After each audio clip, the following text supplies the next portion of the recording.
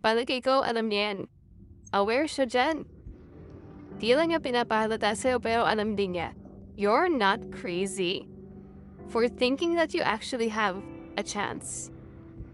Lalo na kung alam mo sa sarili mo na tinodo mo naman, tinodo mo ang care, tinodo mo ang support, tinodo mo ang pagiging mabuti sa kanya, tinodo mo ang lahat ng pagkakataon na pwede mong iparamdam sa kanya na gusto mo siya.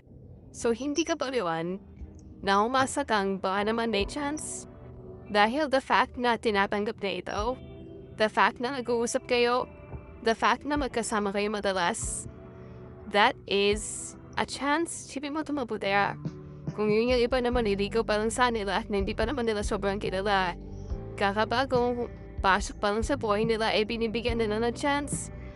Ikaw pa ba? Na ang tagal mo nang nandyan sa tabi niya? Ikaw pa ba ng chance? Pero, just because you have a chance doesn't mean it's gonna be yours. Diba? Minsan, kailangan natin tanggapin na ang realidad ay alam naman nila na may gusto tayo sa kanila. Kaya lang ayaw lang talaga nila. Dahil may iba silang gusto sa iba sila ng ating team at hindi natin din mapipilit. And again, hindi naman lahat ng magugustuhan natin na makakatuluyan natin. Meron talagang taong inilaan para sa atin yun ang paniniwala ko.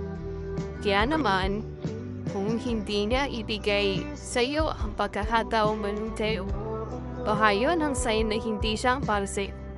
Kung mapagbibigyan mo